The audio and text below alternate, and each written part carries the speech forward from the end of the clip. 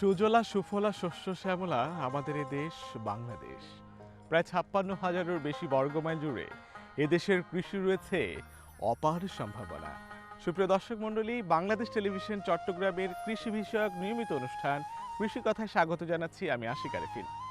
আজ আমরা এসেছি পটিয়া উপজেলার ১৪ নং ভাটিখাইন ইউনিয়নে। এখানকার কৃষকরা সরিষা এবং গম উৎপাদনে সমভাবে পারদর্শী। আজ আমরা জানব সরিষা অর্থাৎ বাড়ি সরিষা ১৪ এবং বাড়ি গম ৩০ নিয়ে কিভাবে এখানকার কৃষকরা ফলান এবং এর আদ্যপান্ত। চলুন দর্শক, শুরু করা যাক। শীতের মনোরম সকালে ভাটিখাইন ইউনিয়নের মাঠগুলো যেন সোনালি রঙে রঙিন হয়ে ওঠে। এখানে দেখা যায় সরিষার ফুলের সমুদ্র। এমন দৃশ্যের মাঝে লুকিয়ে আছে গ্রামীণ জীবনের এক শক্তিশালী গল্প। আব্দুল জব্বার ও আরমান দুই বন্ধু মাত্র ২ একর জমিতে সরিষা বীজ রোপণ করেছিলেন। যত দিন গিয়েছে ঝরঝরে হাওয়ায় তাদের জমির শ্বাস ফেলছে। প্রকৃতির আলোচয়নেই বোঝা যায় তাদের শ্রম আজ ফল দিয়েছে। এর পাশেই আক্তার হোসেন তার ৩২ শতক জমিতে গম চাষ করছেন। শস্যের লাইনগুলো একে অপরের দিকে হাত বাড়িয়ে দিয়েছে, যেন গতানুগতিক চাষের পরিবর্তে নতুন সুযোগের আগমন ঘটেছে। আমি ২০১৮ সালে যখন প্রবাসে গিয়ে যাওয়ার জন্য করছিলাম, এটা যাওয়া হয় নাই। তারপরে এর নিজ দায়িত্বে আমি কি করছি, নিজের অর্থায়নে কৃষিকাজে যোগদান করছি। এর ১৯ সালে আমার সাথে পটিয়া উপজেলা কৃষি অফিসের সাথে যোগাযোগ হয়েছে। তারপরে এদের হাত ধরে কৃষি অফিস উপজেলা করবলানা রহমানের হাত ধরে আমার ছাত্রদের ওরা সহযোগিতা সবসময় আমাদেরকে কি করে সহযোগিতা করে থাকে। এটা হচ্ছে বাড়ি ১৪ সরিষা ৬ একরের করা হয়েছে। এটার উৎপাদন ইনশাল্লাহ ভালো হয়। হেক্টর প্রতি আপনার প্রায় ১.৫ টন মতন হবে। এগুলো হচ্ছে আমরা বাজারে বিক্রি করি না, এমনি ঘর থেকে নিয়ে যাই লিটার ৬০০ টাকা। এটা সরিষা ক্ষেত করতেছি আজকে ৩ বছর। গতবার করছিলাম আমরা ১৫ হেক্টরে। এবার একটু সমস্যার কারণে করতে পারি না। ইয়ার আগের বারেও করছিলাম, ২০২৩ সালেও করছিলাম প্রায় ১৫ হেক্টর মতন। আমরা এবার করছি, আমি আমার বন্ধু বাসা শুধু একসাথে করছি। এগুলা লাভবান হওয়া বলতে আপনার হচ্ছে এগুলা হচ্ছে বাড়ি ১৪ সরিষা হচ্ছে ফলনটা হচ্ছে ভালো হয়। অন্য এখানে বাড়ি ১১, তারপর অন্য সরিষা যেটা আছে এটার চেয়ে বাড়ি ১৪টা ফলন ভালো হয়। আমরা যখন ওই তেলের মেশিনে যখন গিয়া করে ওখানে ওই সময় তেল বেশি আসে, ওই জন্য আমরা বাড়ি সরিষা ১৪টা বেশি করি, চাষ করি। যখন পোকামাকড় চলে আসে আমরা কি করি, আমরা তো জানি না, আমরা তো কৃষক। তো আমরা ডাক্তারের কাছে তো যাইতে হবে। তো ডাক্তারের কাছে যখন যাইতে হবে তখন আমরা উপজেলা কৃষি অফিসের ওখানে স্যাররা আছে, ওদের সাথে যোগাযোগ করি। তো ওরা আমাদেরকে পরামর্শ দেয়। তো যখন পরামর্শ দেয় ওরা যে ওষুধটা নির্বাচন করে দেয়, আমরা ওই ওষুধটা কী করি, স্প্রে করি। সরিষা শুধু একটি ফসল নয়, এটি বাংলাদেশের কৃষি ও অর্থনীতির জন্য একটি গুরুত্বপূর্ণ পদচিহ্ন। দেশের আবাদি জমি এবং কৃষক সম্প্রদায়ের মধ্যে সরিষার চাষ গত কয়েক বছরে দ্রুত বৃদ্ধি পেয়েছে। চট্টগ্রাম অঞ্চলে সরিষা চাষের পরিমাণ গত এক দশকে প্রায় ১৩ গুণ বৃদ্ধি পেয়েছে। ২০১৪-১৫ মৌসুমে যেখানে মাত্র কিছু শত হেক্টরেই সরিষা চাষ হতো, ২০২৪-২৫ মৌসুমে তা ৪,৬৭৩ হেক্টর ছাড়িয়ে গিয়েছে এবং উৎপাদন দাঁড়িয়েছে ৫,৬৭৮ টনের উপরে। সরিষা ও গমের মাঠ জুড়ে দেখা যায় কৃষকরা এগিয়ে চলেছে আধুনিক প্রযুক্তি ও ভালো জাতের বীজ ব্যবহার করে। নতুন বীজ ও উন্নত চাষ প্রযুক্তি ফলন বৃদ্ধি করছে। কৃষি অফিসারের সহায়তায় অনেকে এখন পরিবেশগতভাবে ঠিক সময়ে সার ও কীটনাশক প্রয়োগ করে, যাতে ফলন উন্নত হয় এবং জমির উর্বরতা বজায় থাকে। আমরা মাঠ পর্যায়ে কৃষকদেরকে এখানে সরিষা চাষের জন্য উদ্বুদ্ধ করছি। আমার এই বাটিকায় আপনার ৪ হেক্টর সরিষা চাষ আবাদ করা হয়েছে। এখানে কৃষকও দিন দিন উদ্বুদ্ধ হচ্ছে, কারণ এখানে সরিষার চাষের জন্য মাটি আবহাওয়া সবই উপযোগী। আমরা দীর্ঘ প্রায় 5-6 বছর ধরে এখানে সরিষা আবাদে কৃষকদেরকে উদ্বুদ্ধ করে তাদেরকে সরিষা চাষ আবাদে উদ্বুদ্ধ সৃষ্টি করতে পেরেছি, এবং তারা ইতিমধ্যে দেখা যাচ্ছে যে সরিষা চাষ করে সরিষার বীজ থেকে তেল নিয়ে তারা লাভবান হচ্ছে এবং তারা উপকৃত হচ্ছে। তারা আগামীতেও সরিষা করার জন্য আগ্রহ প্রকাশ করতেছে। আমরা এখানে এবার ভাটিখানে বাড়ি সরিষা 14 জাতের আবাদ করাইছি। সরিষা চাষে আমরা যে সমস্ত সমস্যা দেখেছি তার মধ্যে দেখা যাচ্ছে যে আমাদের জাপ পোকা এবং ফল ছিদ্রকারী পোকার একটু আক্রমণ আছে। এটা আমরা ক্লোরোফাইরিফস গ্রুপের ওষুধ দিয়ে কৃষকদেরকে স্প্রে করার জন্য বলেছি, তারা ওইভাবে এটা সমাধান করছে। আর পরছিদ্রকারী যে পোকাটা আছে সেটার জন্য সাইফারমেথ্রিন গ্রুপের সবিক্রন ওষুধ আমরা ব্যবহার করেছি। আর ছত্রাকনাশকের মধ্যে অল্টারনেট ব্লাইট দমনের জন্য আমরা হেপ্টোডিয়ান গ্রুপের একটা ওষুধ আছে, ওইটা ব্যবহার করেছি। সরিষা চাষে কৃষকদের তেমন ব্যাক পেতে হয় না। এখানে মাটিটা ভালো করে চাষ দিয়ে ব্যাট তৈরি করে সরিষা বীজ ফেলে দিয়ে এর বাড়তি পর্যায়ে 2টা সেচ এবং 2বার সারের উপরি প্রয়োগ করলে কৃষক মোটামুটি সরিষা আবাদে তাদের আর কোনো কষ্ট করা লাগে না, এবং তারা এই কাজটা করতে গিয়ে খুবই উদ্বুদ্ধ হচ্ছে। আমরা মনে করি আগামীতে আমরা সরিষাতে এখানে আরও এক ধাপ এগিয়ে যাব বলে মনে করি।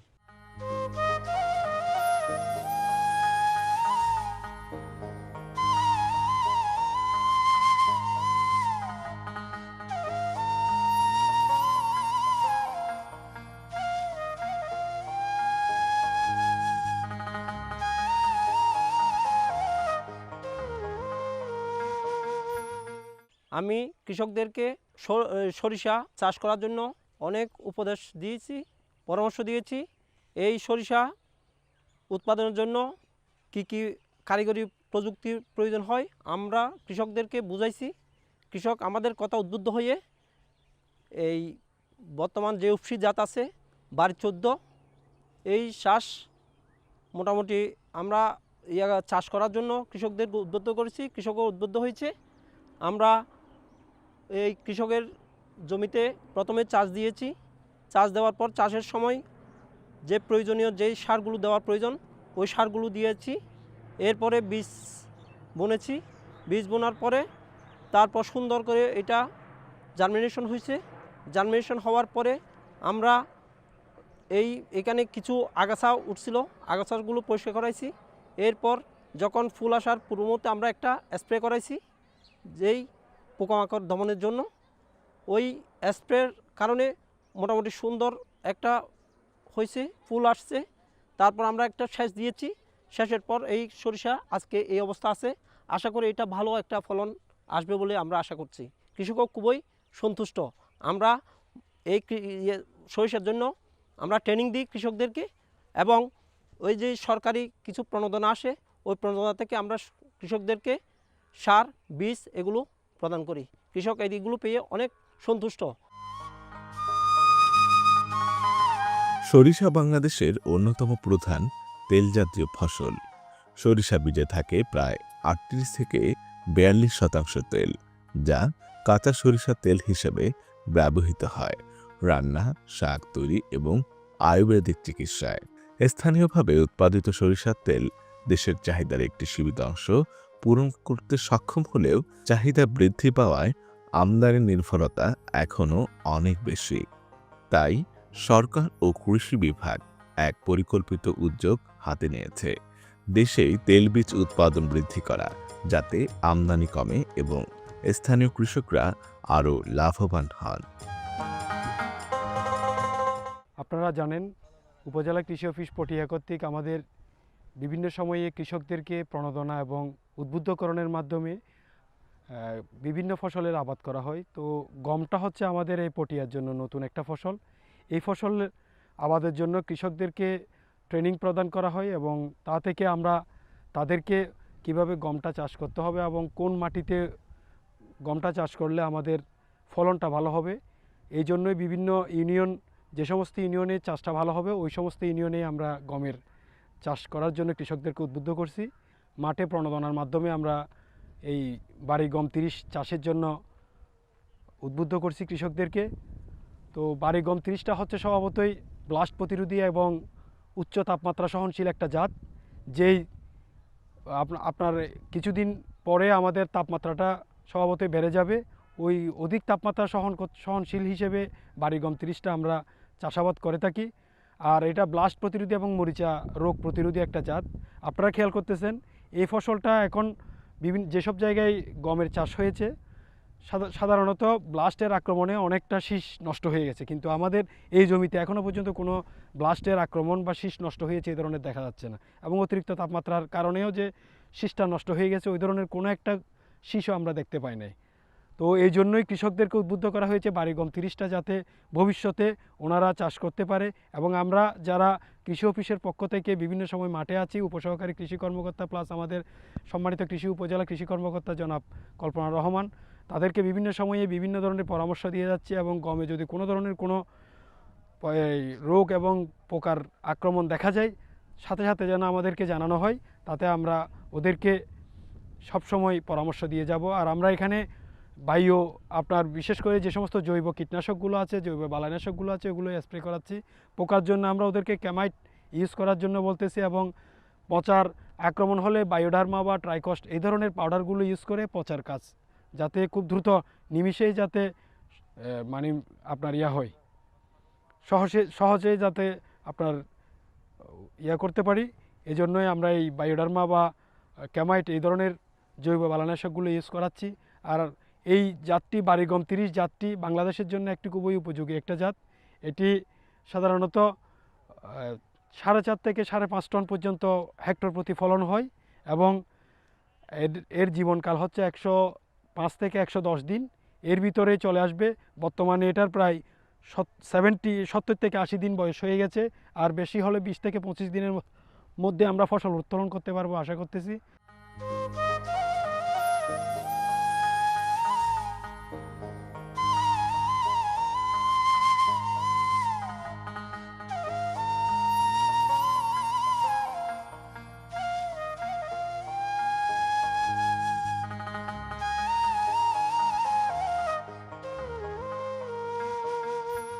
প্রথমবার বাড়ি 30 গম করছি এক একর। আর প্রথমে সাজ দিছি, সাজ দেওয়ার পর ওই ব্যাট বানাইছি, ব্যাটের গমগুলো ছিটে দিয়া তাতে ওগুলোকে আবার পরিচর্যা করছি, পরিষ্কার করছি। তারপরে ওখানে সেচ দিচ্ছি 2 বার ধরে। তারপরে সেচ দেওয়ার পরে এইটুকু আইসে ওনারা সার বিষ সব কিছু দিচ্ছে, আমাদেরকে সহায়তা করছে। সার দিছি, স্প্রে করছি, স্প্রে করার পর এক পর্যন্ত 2 বার ধরে সেচ দিছি। সেচ দেওয়ার পর এইটুকু আইসে, এখন কোনো কীটনাশক কিছু দেওয়া হবে না। আর এইটুকু এই পর্যন্ত শেষ। উপজেলায় নিয়ে আমাদেরকে ট্রেনিং দিয়েছে, বলছে এটা আমাদের এখানে মাঠে ভালো হবে গম। তাই ওনাদের উৎসাহিত হইয়া সার বিষ সব কিছু দিয়েছে আমাদেরকে। তারপর আমরা এগুলি করছি এই প্রথমবার। আশা করি ফলন ভালো হয়েছে, আগামীবার করলে আরও ভালো হবে। সরিষা ও গম শুধুমাত্র কৃষকদের আয় বাড়ায় না, এটি দেশের খাদ্য নিরাপত্তা ও তেল উৎপাদনের সব বিরোধী দিকেও গুরুত্ব রাখে। সরিষা স্বল্পমেয়াদী ফসল, সঠিক সময়ে বোনা হলে মাত্র 2 থেকে 3 মাসেই ফলন আসে এবং মাঝামাঝি সময়ে নতুন ফসলের জন্য প্রস্তুতি নেওয়া যায়। পটি উপজেলায় মূলত আমি এখানে আছি প্রায় 8 বছরের মতো। তবে আমি এসে দেখেছি এখানে সরিষা সাথী ফসল হিসাবে করা হতো খুবই অল্প পরিমাণে, সেটা আসলে আমাদের হিসাবের মধ্যে ছিল না। তবে আমরা শেষ 5 বছরের মতো আমরা চেষ্টা করেছি পটিয়াতে তেল ফসলের চাষ করার জন্য। সেখানে সরিষাটাকে আমরা প্রায় এবছর 145 হেক্টরের মতো করতে পেরেছি। গত বছরও প্রায় আমরা 132 হেক্টর করেছিলাম, সেখান থেকে বাড়িয়ে এবার 145 হেক্টর করেছি। আমরা যে সকল জাত করছি তার মধ্যে 14, 18, 20 যেটা বাড়ি সরিষা বলা হয় এগুলো করছি। এগুলোর তেলের পরিমাণ খুবই ভালো এবং আপনারা জানেন যে তেল ফসলের মধ্যে আমরা সরিষাটা মূলত ভোজ্য তেলের জন্য করে থাকি। আমাদের প্রচুর পরিমাণে তেল বাইরে থেকে আমদানি করতে হয়। তো সেখানে যদি কৃষকরা সরিষা আবাদ করে সরিষা থেকে নিজেরা তেল করে খেতে পারে, সেটা যেমন স্বাস্থ্যকর তেমন আমাদের আমদানি নির্ভরতা কমে যাবে। সেক্ষেত্রে পটিয়ার কৃষক আরেকটি কাজ করে, যেটা হচ্ছে শাক হিসেবেও সরিষা করে থাকে। তো তার পাশাপাশি আমরা এখন ব্যাপক আকারে তেল করারই চেষ্টা করছি।